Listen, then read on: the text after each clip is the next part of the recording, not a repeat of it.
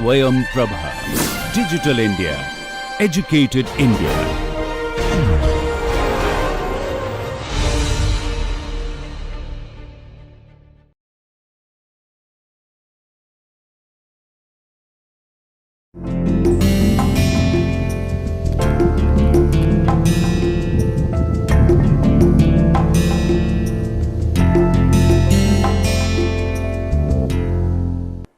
Hello viewers, welcome to MOOC's online course on Visual Perception and Art, a survey across the cultures.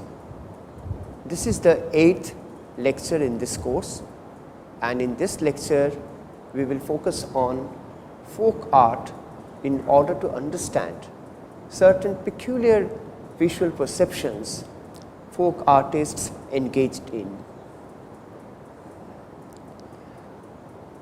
Whenever you look at any folk art, particularly in India, you are surely going to notice a couple of characteristic features which are very common to almost any folk art produced anywhere in India.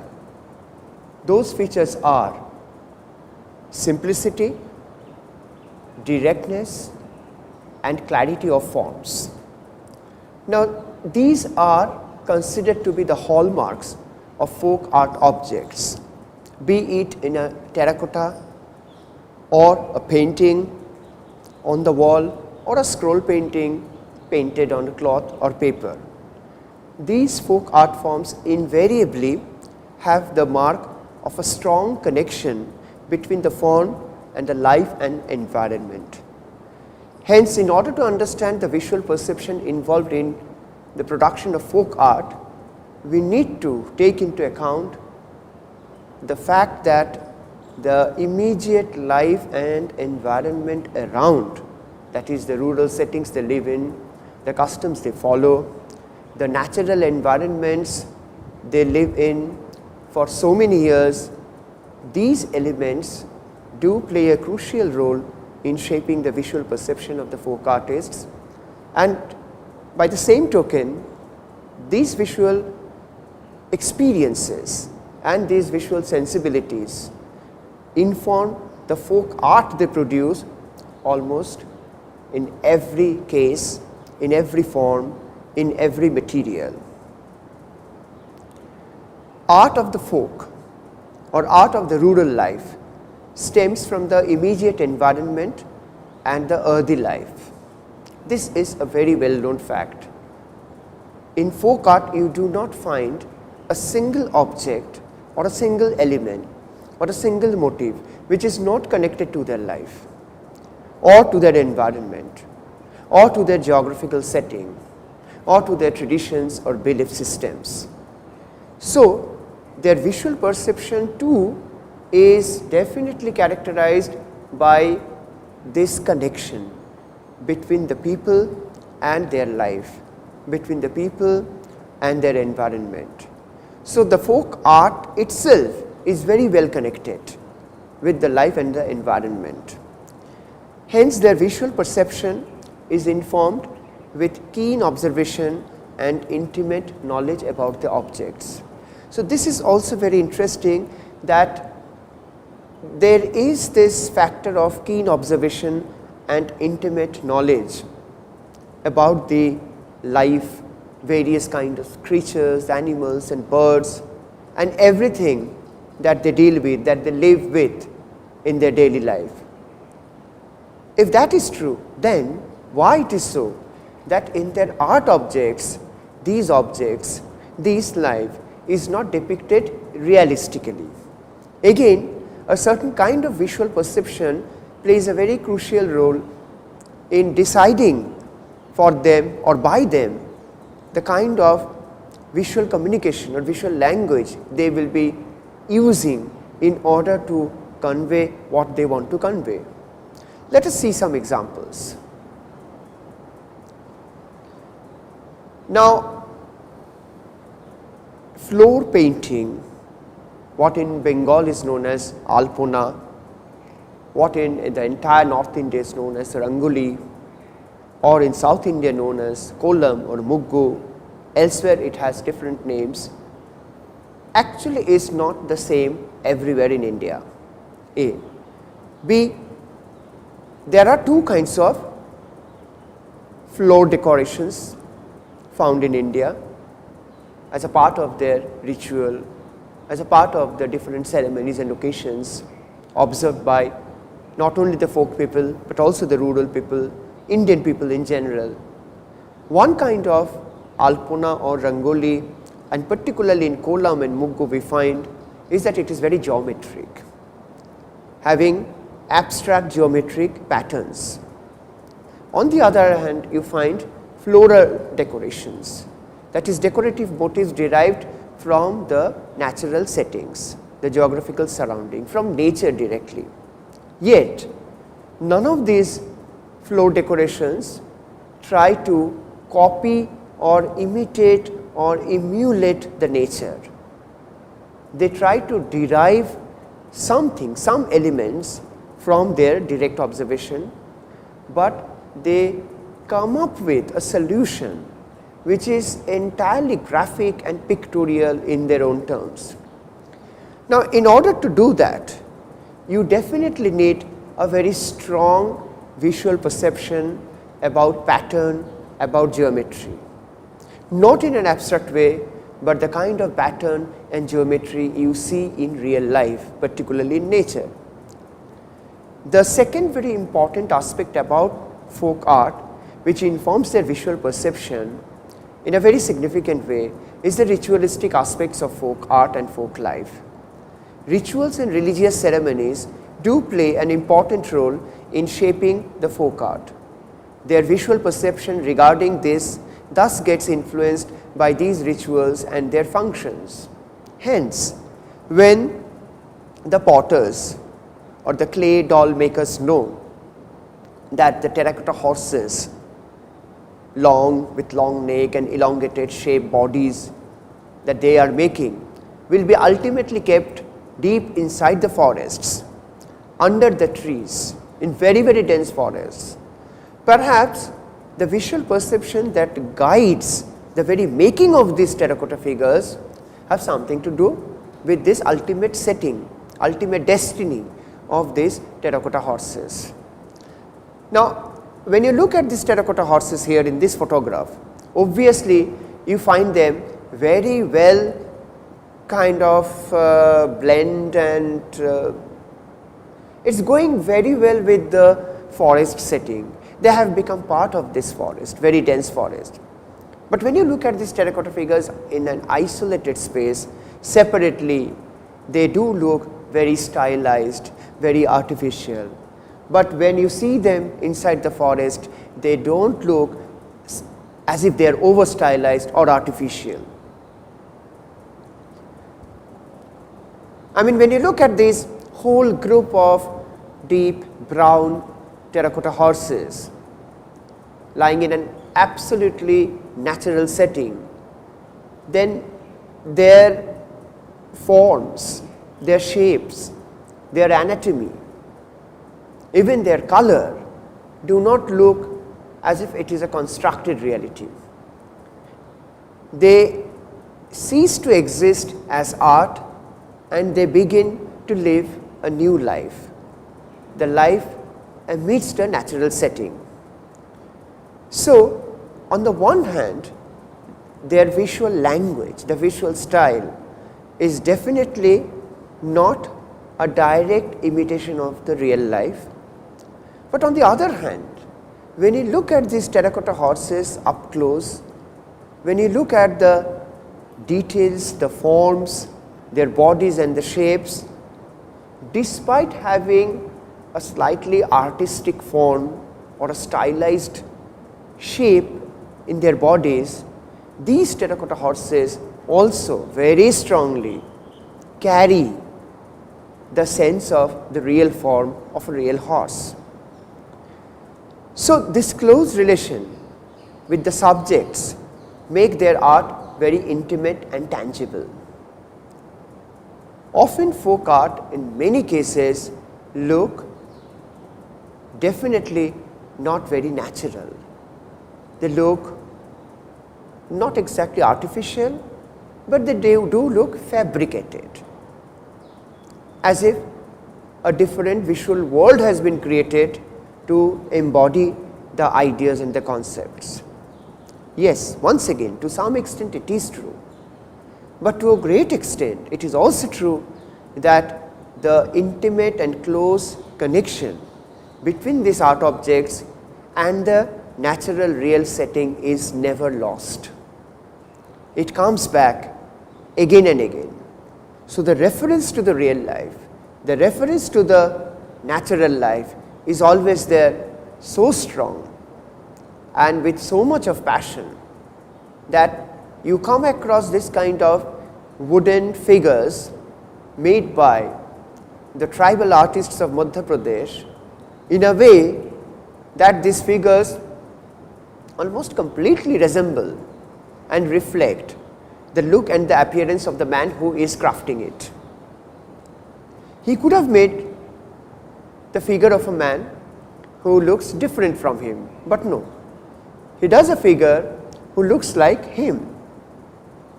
In fact, in many of these indigenous communities, folk communities, we have seen images of gods and goddesses look exactly like the people who will be worshipping them. So, the image of the worshipper and the image of the worshipped come very close to each other. So, here we see a different kind of visual perception is working very silently, trying to create a bond between the worshipper and the worshipped in terms of their appearance. I am talking about this closeness, I am talking about this intimate relationship which informs the visual perception of the folk art forms. Once again, when you look at these terracotta horses placed inside the dense forest, then you tend to forget that these horses are over elongated, the proportions and the shapes of these horses do not match with the proportions and the shapes of the real horses. All these things do not matter at all, because they have become a part of the dense forest. They reflect the spirit of the forest. In fact, many of these tall, elongated terracotta horses reflect visually the tall, slender trees they are surrounded by. Then it is the placement, the ultimate location of many of these terracotta forms, particularly these toys and dolls, which are meant to be used as wish fulfilling objects like this one or the previous terracotta horses, has got something to do with the way you will make them, because you know ultimately they will not be placed inside a showcase the way we do in our drawing room.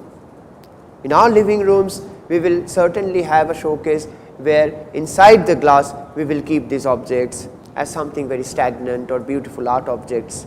But in real life, in the actual setting of the folk people, the rural people, these objects find themselves located in the most unusual but very, very natural locations, like this one or this one. So, it is the image of a wooden Lord Shiva found to be lying, not exactly lying, very nicely placed actually, right under the tree. At our homes, this is not the way we are going to place the image of a Lord Shiva. We are not we are not just going to leave it like that. We will create a separate space to give this image of a god a different kind of shelter. But for the folk people, this space under the tree is also a very powerful, very auspicious, very sacred shelter to leave your image of Lord Shiva.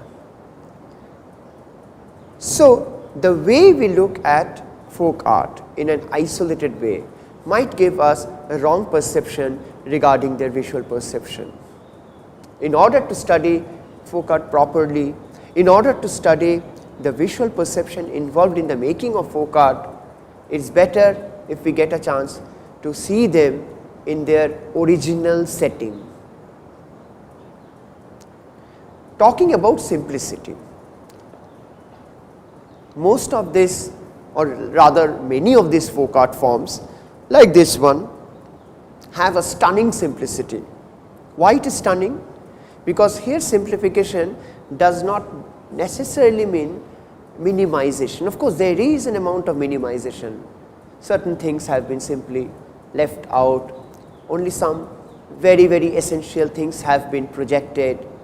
But why it is not a simplification in the sense that we are, when we try to make an object and when we try to go through the process of simplification with the aim of making an abstract form, that is something different. Here, though to us this particular form may look abstract, but the intention behind this figure is not abstraction. The intention is expression. And this is the kind of simplification we are talking about. Simplification with a very strong expressive character. For that matter, this one.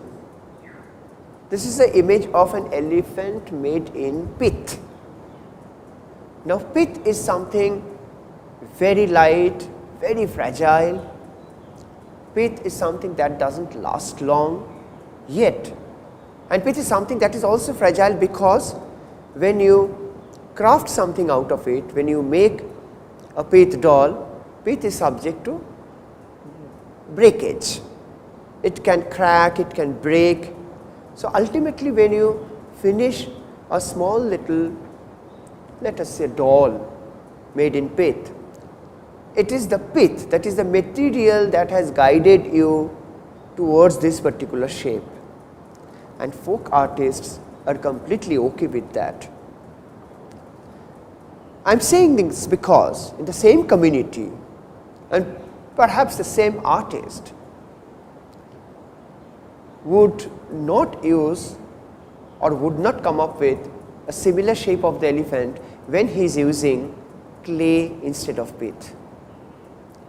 When he has clay as his material in his hand, he is obviously using it with the aim of evoking some sense of mass and volume, because clay lends itself to the sense of volume, but pith does not. So, material guiding the form, the visual form, and the visual perception is accepting that process. Hence, in folk art and for that matter in many other art forms, the visual perception has a very strong bonding with the material with which a particular art object is being made. Hence, the apparent simplicity in folk art is actually informed with a close inspection and involvement with life and definitely medium. In their context, the term simplicity does not indicate minimization, it rather suggests the ability to suggest life and identity to form without any extraneous details.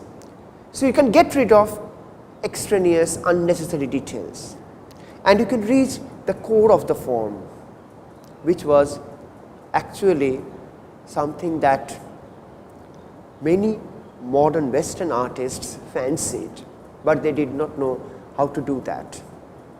Many modern Western artists really wanted to reach a kind of formal stage where their sculptures would get rid of all extraneous things and reach a stage where the core idea will be visible, nothing else. But then we have these folk art forms, maybe for last 5,000 years in India, who were able to do that, who were able to demonstrate that.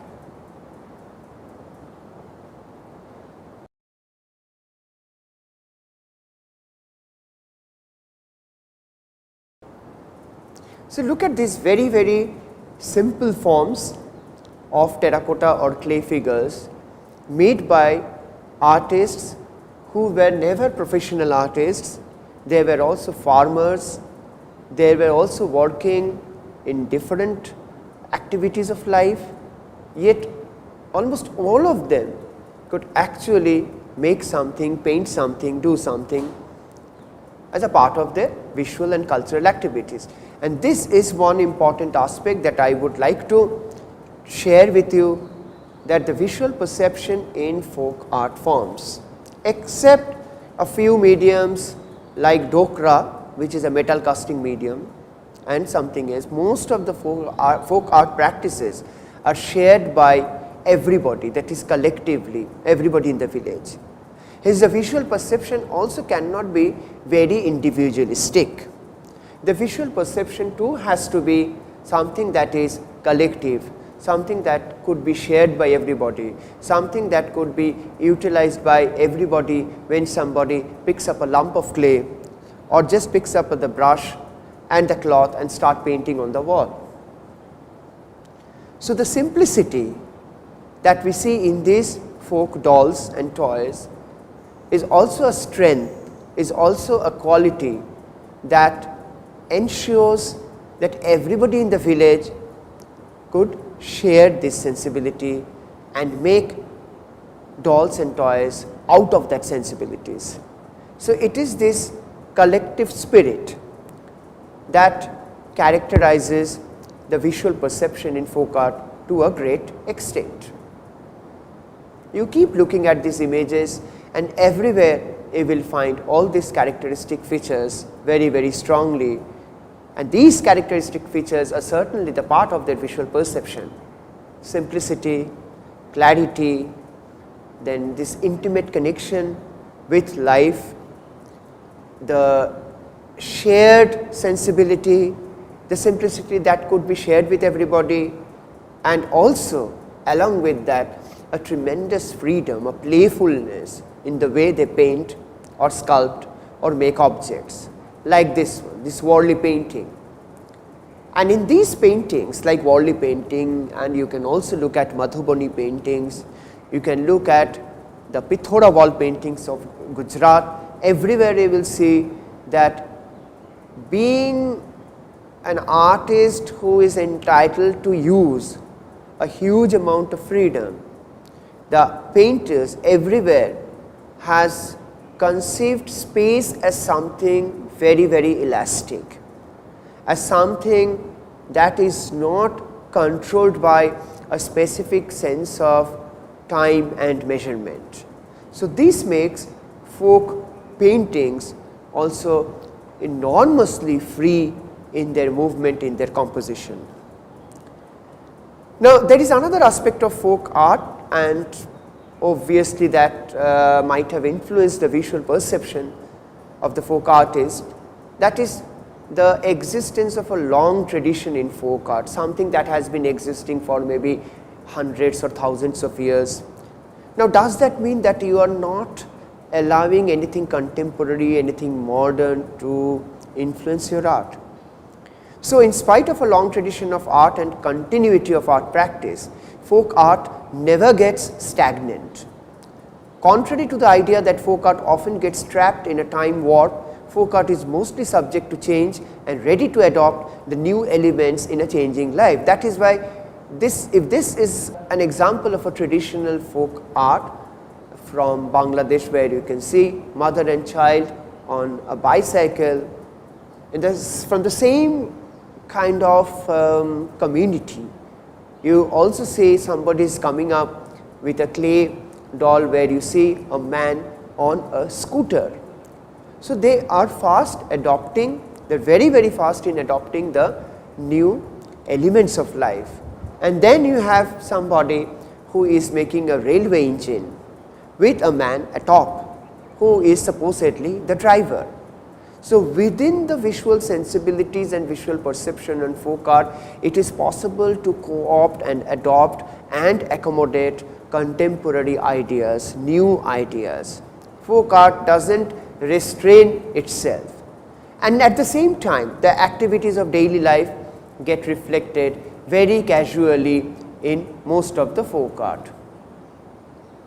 like this or this one, where you can see people, village people, elderly people with the swords on their shoulders and sitting on their cot are keeping a very watchful eye on their grassland, on their paddy fields, on their farmlands, so that their farms, their crops do not get damaged by anybody who is trying to infiltrate. So, in the wall paintings you find this incredible ability of the folk artists to draw with a simplistic style, yet induce warmth and tangibility to all the forms. For them, these painting objects are very real, though may not be done in a realistic style. So, whether it is in worldly and any other wall paintings, the objects may have a very symbolic value and not immediately realistic or naturalistic, but for them, particularly for the people who are making it and people who are part of this art and culture, nothing is unnatural, nothing is non-realistic. Even a small little object which looks very non-realistic to us does not seem to be non-realistic to the people who paint it, to the people who see it in that village, in that community. So, it is a visual perception which informs not only the visual sensibility of the person who is painting them, but also the visual sensibility of the people who are looking at these paintings. They all share the similar kind of visual sensibilities. So, if you tell this woman that what you are painting here, like particularly this figure of Radha, probably you can see partially the blue skin, arms and limbs belonging to Krishna. Now, if you ask her, why are you drawing her in a very stylized way, I am sure she is going to be very bemused with your question, because she does not think that she is stylizing Radha. She is painting and drawing Radha the way she thinks she would look beautiful, gorgeous and absolutely appropriate to uphold the spirit of Vaishnavism. Similarly, if you think these animals and creatures are not exactly very faithful in terms of, or very convincing in terms of the realistic appearance, again you are getting wrong, because you ask these people and they will find that none of these creatures, none of these animals actually look unreal to them. So, what kind of visual perception? Not that they do not know these animals, perhaps they know these animals, they see these animals, they encounter these animals more than we do, yet they are not at all bothered with this idea. They do not in fact agree to this idea that these animals and creatures look unreal or non-realistic, or these plants and flowers look decorative or like a pattern. No, for them it is a real, it is very much a real flower, real plant. Now, lastly, I would like to suggest that in a situation like this, in a folk art situation, in a folk life situation, visual perception, or for that matter any perception, cannot be seen in isolation or cannot be seen in a detached way or in alienation to each other. So, in order to understand the visual perception of a particular community in a particular village, try to see, at least hear or know about other kinds of perceptions. For example, their musical perception, for example, the kind of songs they sing, or the oral literature they share. Then you will be able to feel a connect between the strong, wild lines and colors that you see in the folk art with the very strong, loud and at the same time very beautiful voice in which they sing their songs, and also the melodies. So, it is not just the visual forms, but the perception has a similar affinity with the environment and culture, any kind of perception, culture in their performance traditions as well. So, when you listen to a folk music, For example, even if you are not familiar with the language, you can still feel the space and the ambience unmistakably. And I have a demonstration here. Right after this lecture, you will watch along with an audio, a small little video clip of an ordinary woman of a very, very remote village in Bangladesh singing a song on a particular occasion. If you do not follow Bangla, it doesn't matter. You can still feel the tenor of the music, the melody, and also you'll be able to feel the perceptual world they encounter, they live, they adopt and they absorb every day. Please watch the video now. Thank you.